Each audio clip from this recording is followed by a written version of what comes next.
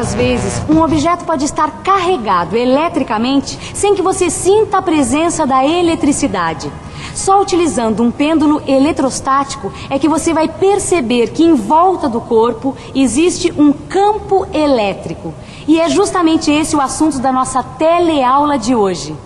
Na teleaula de hoje, além de aprender o que é um campo elétrico, você vai conhecer também o que são linhas de campo e como determinar o campo gerado por vários corpos carregados. E agora, muita atenção, porque a nossa teleaula está começando.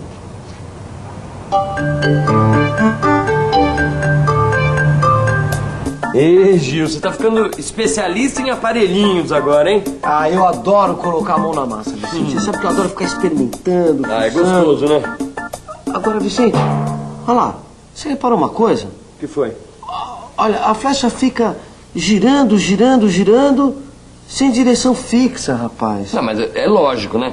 Essa flecha aí que tá fazendo papel de vetor na tua experiência, ela é muito leve. Ah, então isso qualquer é. ventinho que bate faz ela rodar. E depois ela não tá sendo atraída por nada. Agora, quer ver uma coisa? Vamos dar uma tritada nesse canudinho aqui. Agora a gente vai poder carregar a flecha por indução, não é isso? Exatamente. Coloca lá, vamos ver. Ah, vamos ver. Quer ver? Ó, ó. Ó lá. A flecha tá sendo atraída pelo canudo, tá vendo? Ah, tá vendo? Ela ainda balança um pouquinho, mas já tá na direção do canudo. O vento já não interfere tanto, tá vendo? Olha, que legal, hein?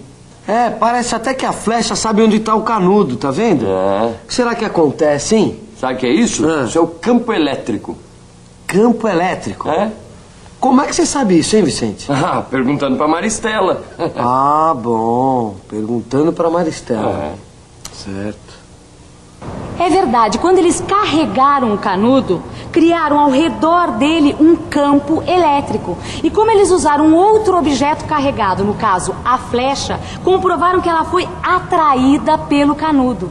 É que naquela região do espaço, ao redor do canudo, passou a existir o que em física se denomina campo elétrico. E é justamente isso que, numa linguagem mais teórica, é explicado nesse livro de física. E aqui está dizendo que numa certa região do espaço existe um campo elétrico.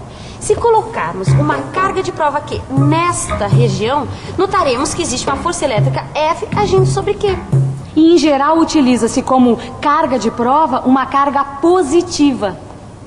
Ah, e foi isso que a gente fez. É, exatamente.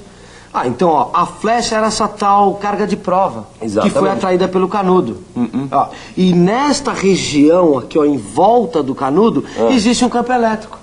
Tá certo. Agora, Não é mas isso? tem uma coisa. Então, A gente sabe que a flecha tá na mesma direção da força elétrica, tá certo? É isso aí. Agora, isso quer dizer que força elétrica e campo elétrico são a mesma coisa? Bom, eu acho melhor a gente ficar mais por dentro do assunto, viu, Vicente?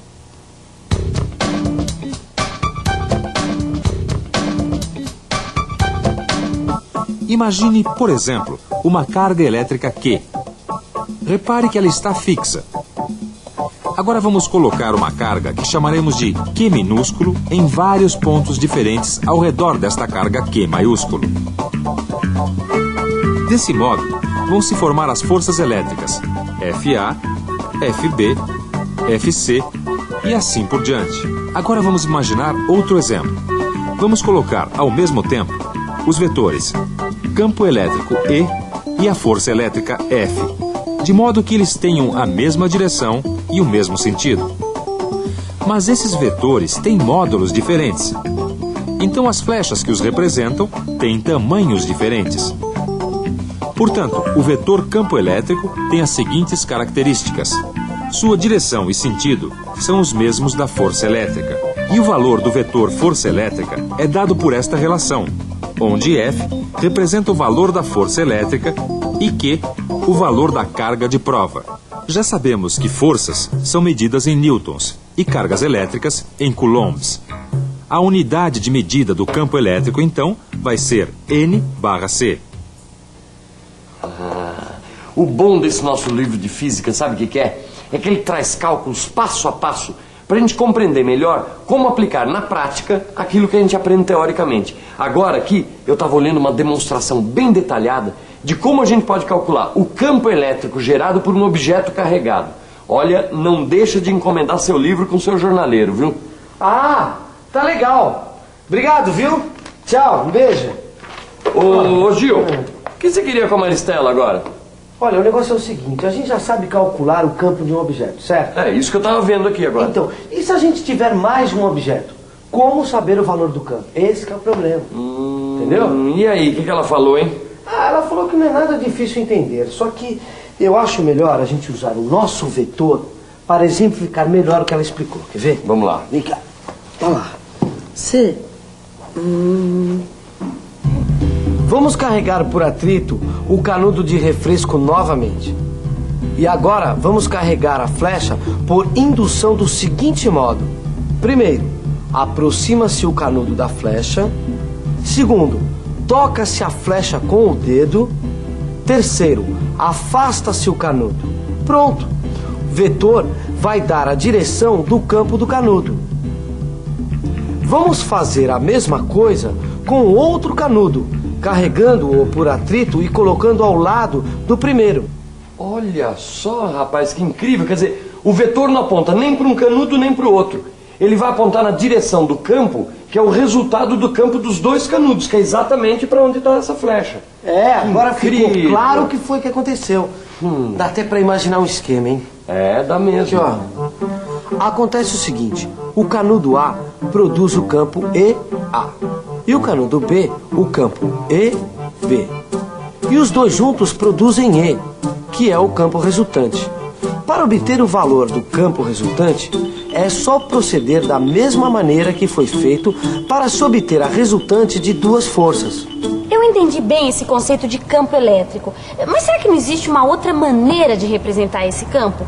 Sei lá, um tipo de representação que desse a possibilidade de visualizar esse campo. Na verdade existe sim, Rosinha. Existe uma representação que é feita através das linhas de força desse campo elétrico. Linhas de força. Imagine uma carga elétrica positiva, que vamos chamar de Q. E em cada ponto da vizinhança de Q, vamos representar os vetores campo elétrico E1, E2, E3 e assim por diante. Vamos imaginar também que estes vetores estão dispostos de uma forma que, se pudéssemos prolongar o segmento de cada um deles, todos eles passariam pela carga Q, como se fossem, por exemplo, os raios de uma roda de bicicleta, certo? O campo seria representado desta forma, que pode se chamar de radial.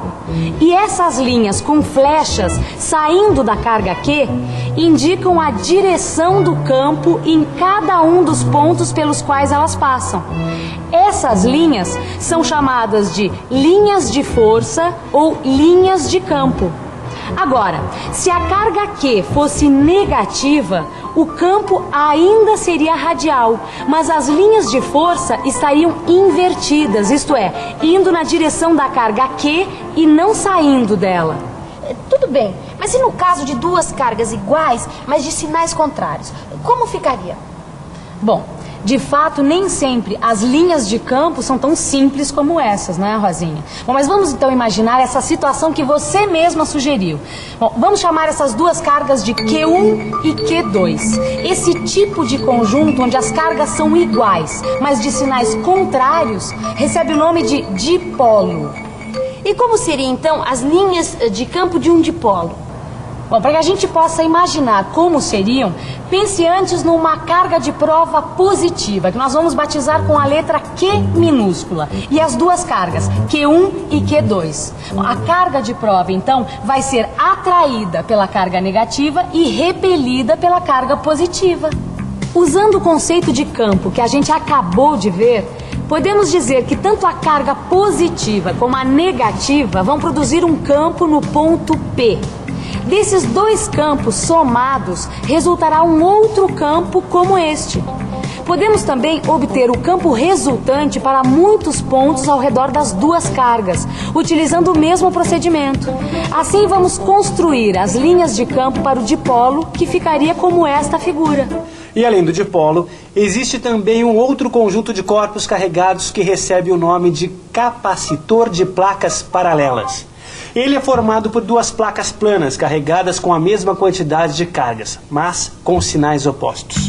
Do mesmo modo que você já viu, se uma carga de prova Q for colocada num ponto qualquer entre duas placas do capacitor, ela vai ser atraída pela carga negativa e repelida pela carga positiva, ou seja, os campos de cada uma das placas vão agir no mesmo sentido.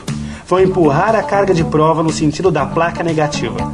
Assim, o campo resultante vai apontar essa direção e, portanto, as linhas de campo também.